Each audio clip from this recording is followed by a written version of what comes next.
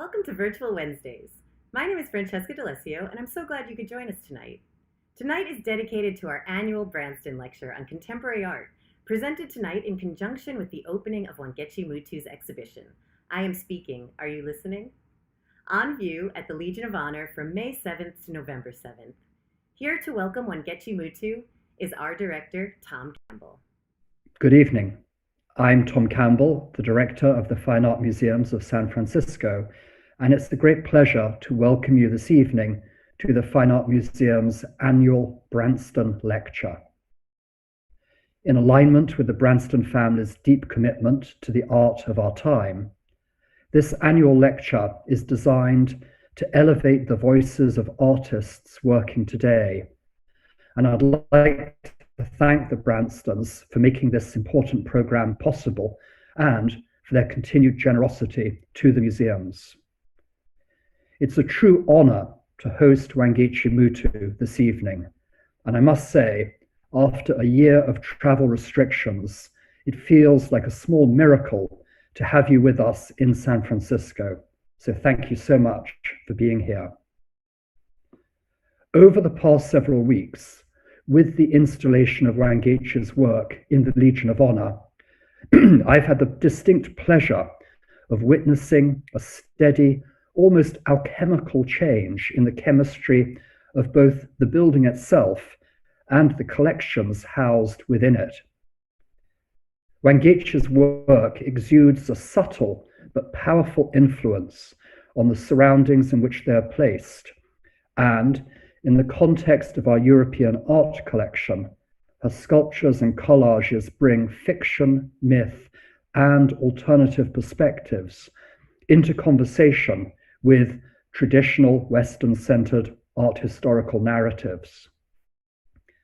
As we in the US grapple with our country's colonial origins and the legacy and persistence of systemic racism, the capacity of Wangechi's work to expand our worldviews has never been more critical, and I truly believe that there could be no better exhibition to reopen the Legion of Honor at this time. Before passing the podium over to my colleague, Claudia Schmuckli, Curator of Contemporary Art and Programming, who has so brilliantly shaped this exhibition with Wangechi, I'd like to thank Wangechi once more for making the long journey to San Francisco and for asking us to listen. And with that, over to you, Claudia. Thank you, Tom. Making this exhibition has indeed been an extraordinary journey. From the first site visit in 2018 to the cancellation of another, to the realization that we had to conceive and visualize this exhibition remotely via phone calls and emails, without the possibility of either of us being on site, and a series of postponements that made the exhibition becoming a reality harder and harder to grasp. I can't tell you how wonderful it is to finally be physically united again in this space, a pandemic and a presidency later, and to introduce to you Wangechi Mutu in person. Over the past 2 decades, Wangechi Mutu has created constellations of hybrid female figures and fantastical landscapes in collage, sculpture, drawing, and film that take the viewer on journeys of material and psychological and sociological transformation. Turning the contemporary thirst for mythologies inside out, she decouples binaries and pulverizes stereotypes, creating visual fields where the distinction between human, animal, plant, and machine are disintegrating. An artist who calls both Nairobi and New York home, her visual fluency of different cultural traditions challenges colonialist, racist, and sexist worldviews. At once seductive, ferocious, and voracious, Wangechi Mutu's imagination is a forward-thinking force with a unique understanding of art as a technique of archiving and remembering. Her work has been the subject of many solo exhibitions and group exhibitions worldwide, including most recently at the Metropolitan Museum of Art in New York, the Contemporary Austin, Texas, the Brooklyn Museum, New York, the Nasher Museum of Art in Durham, North Carolina. Other venues include the Museum of Contemporary Art in North Miami, Museum of Contemporary Art Sydney, Musée d'Art Contemporain de Montréal, Deutsche Guggenheim Berlin, the Wiel Center for Contemporary Art in Brussels, the Art Gallery of Ontario, Toronto, and Kunsthalle Wien. She was included in the 2019 Whitney Biennial and is the recipient of Deutsche Bank's Artist of the Year Award, the Louis Comfortissimi Foundation Award, the Joan Mitchell Foundation Painters and Sculptures Grant, and the American Federation of Arts Cultural Leadership Award. Wangechi Mutu was born in Nairobi, Kenya, and received her MFA from Yale University, and nowadays she works in Nairobi and New York. Her exhibition at the Legion of Honor, where we are at, entitled I Am Speaking, Are You Listening?, is exemplary of her capacity to create imaginary worlds that spur a purposeful examination of and dialogue between diverse traditions and history. A dialogue that we need now more than ever to take place not only within the institutions of art, but also within society. Please welcome Wangechi Mutu. Thank you. Thank you all for coming out here. I'll take my mask off since there's no one up here. And thank you to the Legion of Honor. This museum has put a show together in the most incredibly difficult time during this pandemic and all of these restrictions and anxiety that have come with this disease. So I'm very grateful to Claudia especially for pushing through and for championing my work. Thank you so much. And I really want to say a big thank you to Gladstone Gallery, Barbara in particular, for supporting me through all of this. So all of the people from the museum who've done anything to make this possible, I'm extremely grateful. I can't see anyone from where I am, but I know that you're out there and probably out in the rooms completing the installation, so thank you. And to be quite honest, I haven't done an art talk in public, and this is barely public. There's a few people in here. I know there'll be more out in the ether, perhaps. So I'm going to approach it in a very different manner. Really in a way that has to do with what I'm experiencing as I live through these days and these months and these times of pandemic recalibration that we're all experiencing, having to assess our lives and see how we can exist in a time when we're really not safe around one another, which doesn't help for communication and art and sharing of ideas. So, is that me? That's me. Let me stay still. So I'm just going to move into the talk. This is a tiny image from the film My Cave Call that will be in the exhibition. So I titled this this show, I'm Speaking, Are You Listening? In some ways in conversation with the work that I'd made, these two figures who are facing one another, these two busts, and it's called I'm Speaking, Can You Hear Me? And they're both kind of either in sort of argument or bantering with one another. But I did think very much about the idea of conversation and dialogue and how that's been pretty much all that's bound this this entire idea of doing this conversation and doing this show in relationship to this classical and neoclassical and traditional art.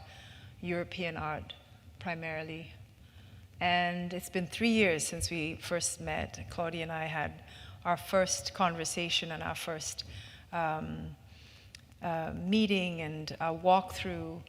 And it was really a wonderful introduction to her as a curator, but also to the museum. And what I felt was so valuable about that was how she brought the museum to life with the idea of bringing in contemporary, relevant artists and our ways of looking at things, right? So, so for me, art is a tool. It's a communication tool. And art really doesn't mean anything unless it is communicating or unless people are actually somehow or another opened up by what they see and how they witness what they see. But people are also opened up when they see other people looking at things. So I think that's one of the most magical things about art and art spaces, is that there's a lot of people watching people looking at things, and that conversation, that circuit, is part of what makes art so powerful. And I also pulled out a few old time-based works because I thought about this entire conversation that I've been having with myself and my life, with where I'm from, with how to say the things I want to say and represent where I come from, and the people I come from, the places I come from, the history I come from, in the most dignified way.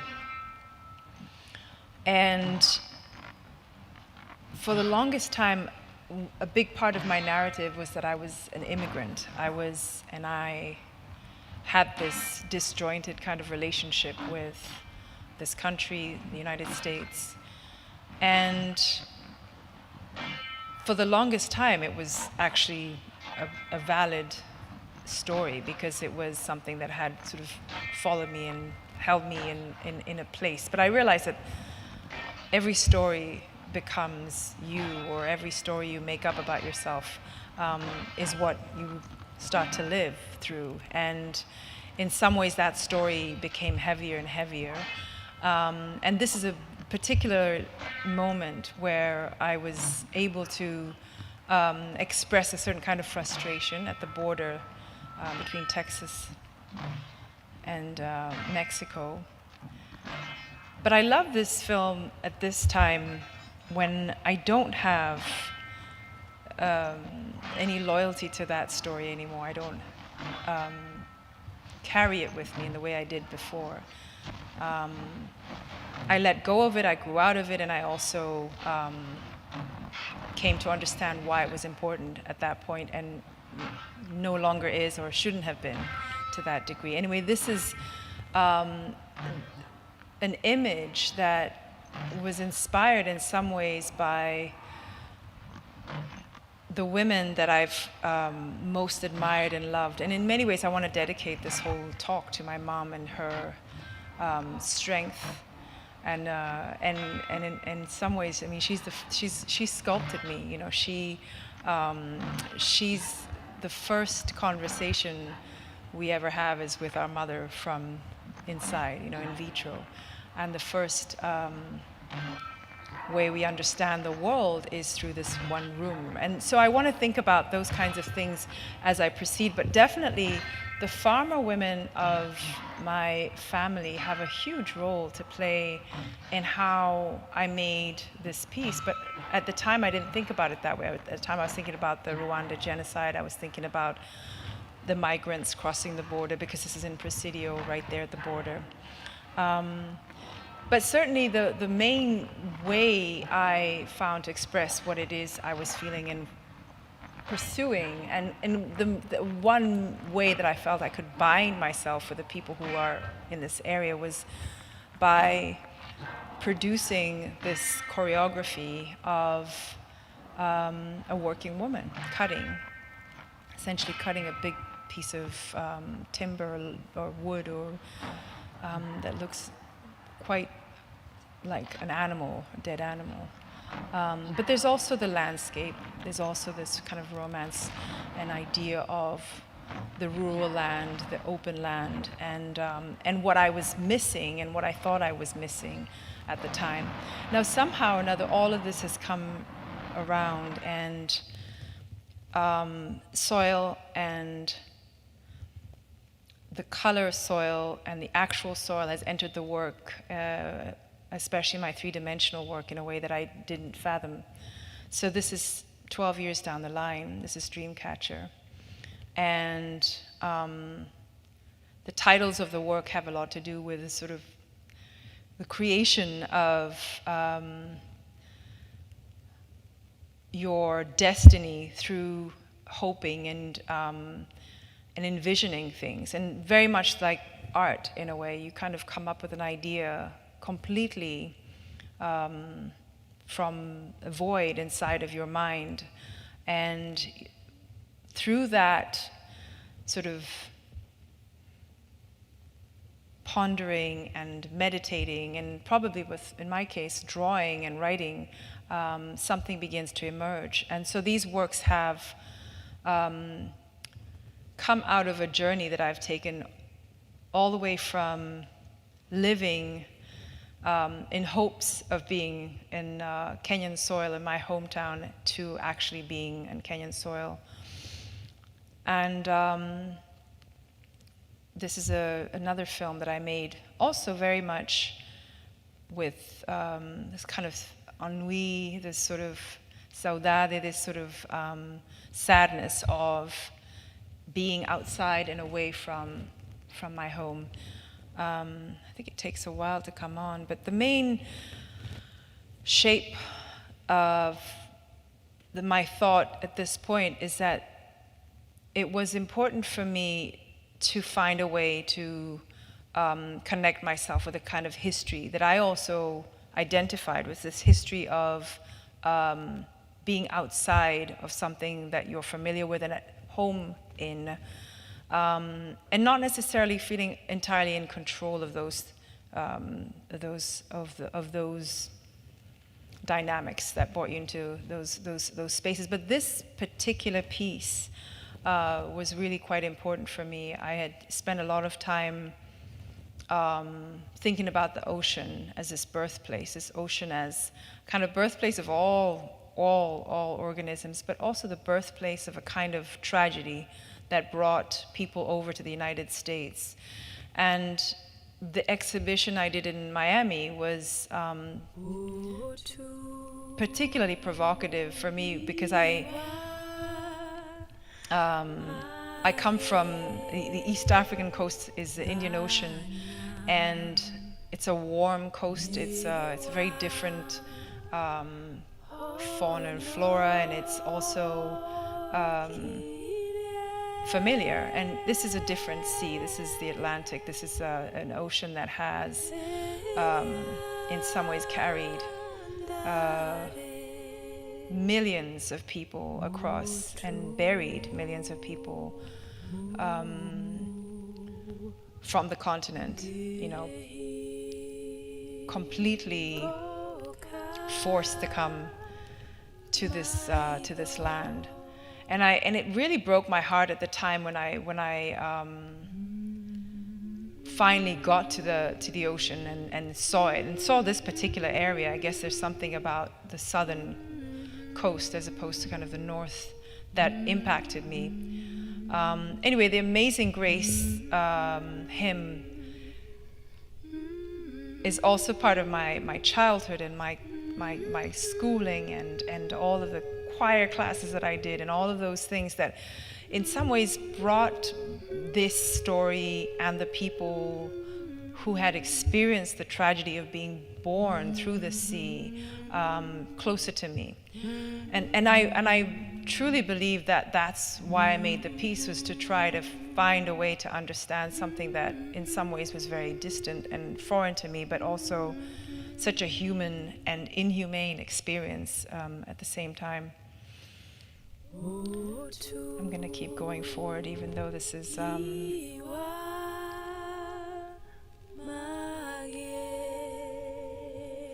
me singing Amazing Grace in my mother tongue, trying to really wrap my heart and soul and understanding into what this baptism was, this kind of painful, forced baptism of slavery, of being kidnapped, of being moved, of being and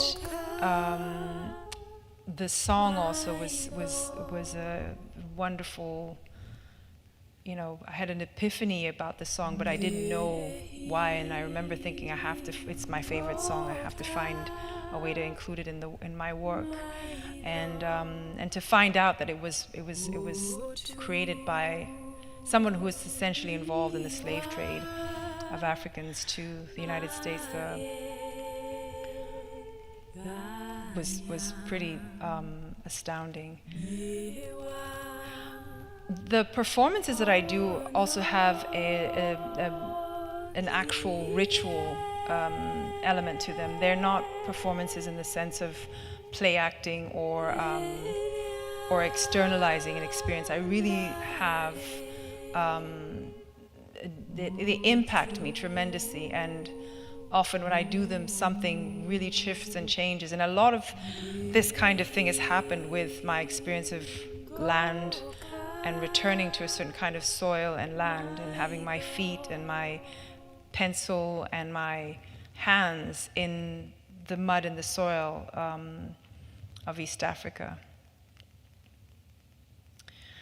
I've threw this image in there because I love the shells, and the shells have so much to do with the ocean, but also they're such this most beautiful kind of natural sculptures, and everything that I think humans aspire to is obviously from nature, and often it's hard to emulate this kind of perfection and beauty and geometry,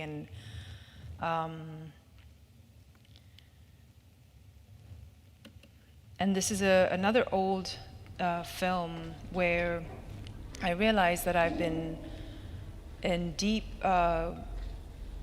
concern and a kind of a heartache over how the earth and the environment is connected to our destiny, and how we are often externalizing this idea of what the environment needs, what the earth is going through, but really in the end, every injustice and every inhumanity against one another is actually completely related to the earth, and completely related to how the earth in turn treats us, and in some ways I think we all, globally, had this feeling recently that clearly this pandemic has a little bit more to do with the imbalance on earth than it has to do with whatever, a particular food or a particular place, and that the greed and the squandering and the devouring of all of these riches of the earth has to strike a balance, otherwise we are going to create more and more pandemics. I think there's a moment everywhere where everyone reflected on how clear the skies were and how chatty all the birds were, and how incredibly remarkably present and open nature became, how healing this pausing that we have been forced into was. And this is 2006, so this is actually the backyard of my studio in Brooklyn, and I wanted to present a woman, again, working hard, working tirelessly, to do something that essentially is almost impossible, which is to clean the garden floor behind her kitchen or something. But I'm also presenting a composition of a painting, a composition of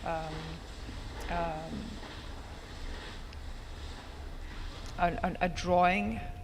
And as she proceeds to clean the entire space, she moves slowly towards the viewer, but it takes a really long time, and she never actually gets anything clean. She actually gets quite dirty. But the idea is that there is something futile about our attempts to, as such, address all of the environmental issues. But primarily, I think it's related to the fact that the environmental issues are completely linked to human rights issues. And the way that the healing can happen is through proper addressing of some of these really, really fundamental injustices that keep repeating themselves and keep being repeated and keep being experienced by the most vulnerable and the most disempowered.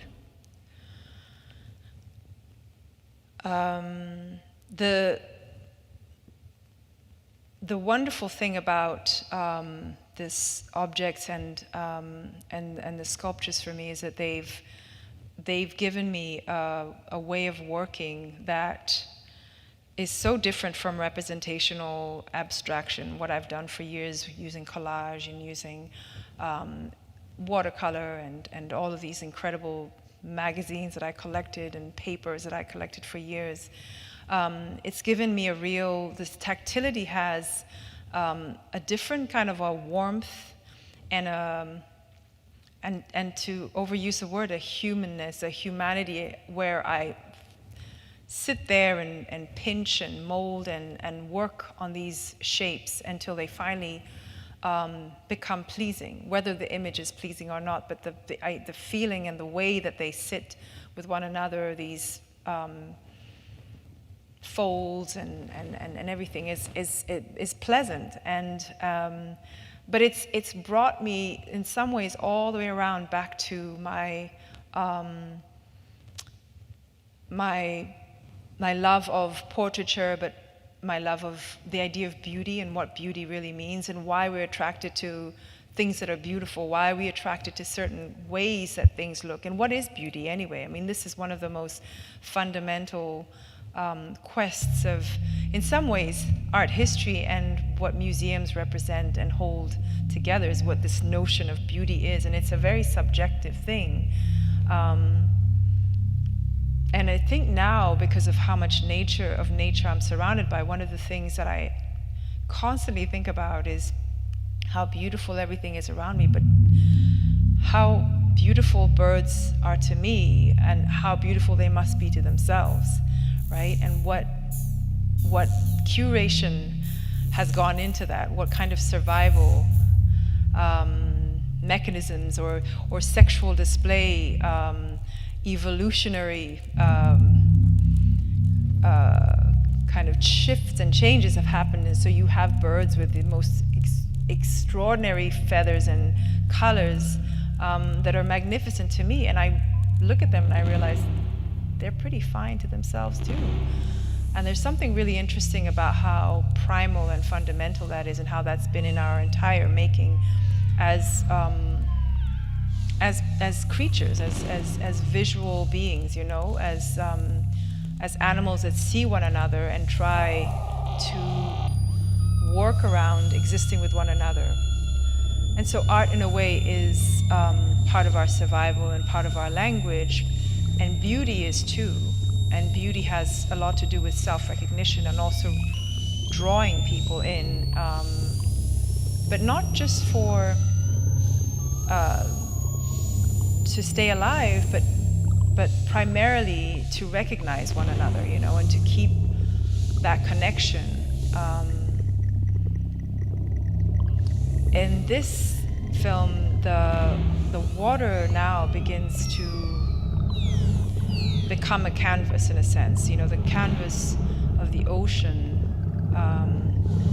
is magnificent for me because, of course, it's vast, and in that ocean are things that are real and things that can completely be imagined because of how frightening and sort of how difficult it is to see into the deep, deep ocean. But one of the best things about coming back to the ocean through this particular film, Nguva is a name for a water creature, water woman, is that I was able to unearth these mythologies that come from the East African coast. And I think mythologies become quite important for me, even though it has this sort of archaic side of it. I think mythologies are all over the place. I mean, we have so many modern mythologies, and I really started to think about certain mythologies that hadn't been visualized and what they would look like if I was to take control of that image and create it. And I thought, oh my gosh, it's important to make your own new mythologies. It's so important to update mythologies. And if you don't make mythologies, then it gives others license to create your fears, you know? If you're not in charge of your mythologies and your heroes, then somebody else comes in and fills that space with whatever anxieties come up, which is why we make art. We've been making art in the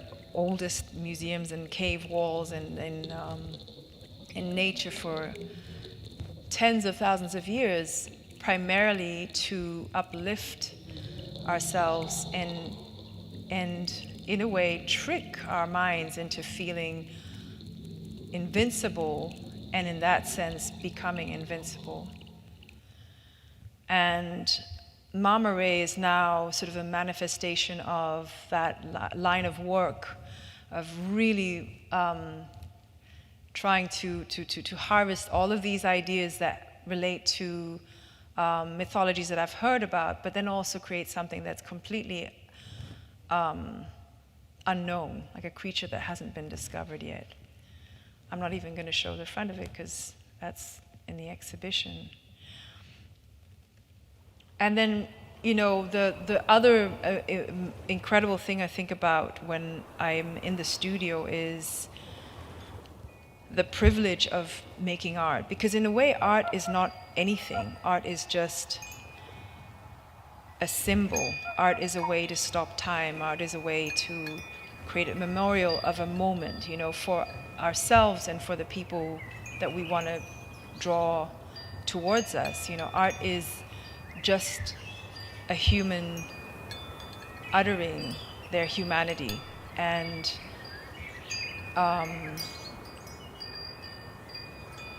I think this film remains a bit of a enigma for me, but I know that it has a lot to do with a particular time, a particular kind of understanding of myself within a world of privilege and a world of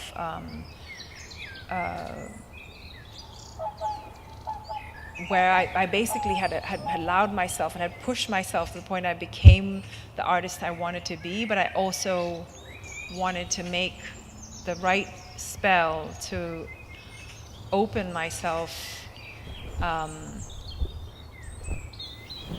this portal that needed to be opened so I could free myself out of many things, out of my immigration issues and out of my my questions about my past and also my questions about how to communicate with people who I come from, you know. So Eat Cake is an interesting sort of connection back to the land with this woman who's sort of a feral witch, maybe just crazy, and then when I'm finally able to work with the land, this kind of eating of the cake, this sort of vile, gluttonous behavior somehow changes, and it becomes more of a sculpting and creating of something rather than a sort of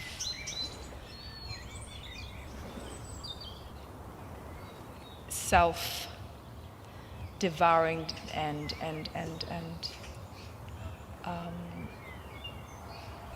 individual dance. And these are the works that have come out of a different approach to the land, a different approach to spells, a different approach to making of the figure, making of an active figure. I've worked with assemblage and bringing together objects and ideas and images from all these different spaces for years. I mean, that's how I look at things. I look at things as a combination of things and a connection of many, many things. Nothing is one pure thing, and nothing could ever be its own specific pure thing. So, but now there's a way that I assemble things that I feel the harmony, that I see harmony, and I see an homage and a real love, my love of nature, my love of the land that I come from, which is so important, but it's so interesting to see how I looked for that for so long. And again, sort of a real fascination and interest in food. Food as a symbol, eating as a metaphor for taking, for harvesting, for pursuing. I think there's something about, my sort of dual mind between the United States and Kenya, where I've always been so sensitive and aware of class differences, whether or not I was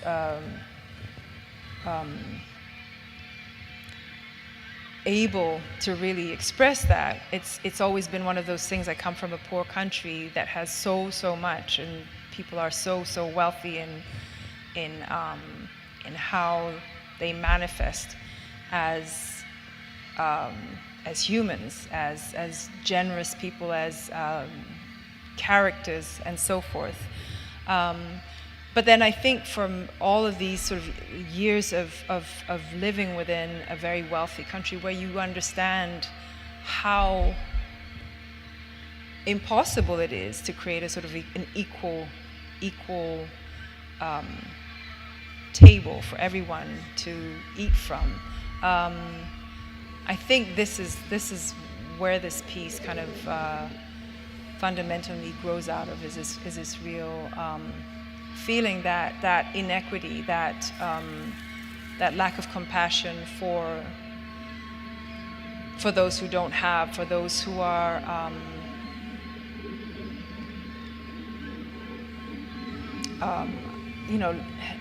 dealt an unkind hand, and also an unkind human hand. How dangerous that is for all of us, because all of these things come back to haunt us somehow or another. And so the end of eating everything is a bit of a warning, a bit of a scare, and but it's also a really amazing leap for me, because I'm going from essentially collage and painting, which is no matter how much relief I would put into it, quite flat, into this space, this virtual space where I'm able to kind of really ignite sound and also almost touch on smells and the time-based and the performance. All these arms and everything were part of a way of creating a work, a collage in space through time, and all to say the same things, which is, how can we live together on this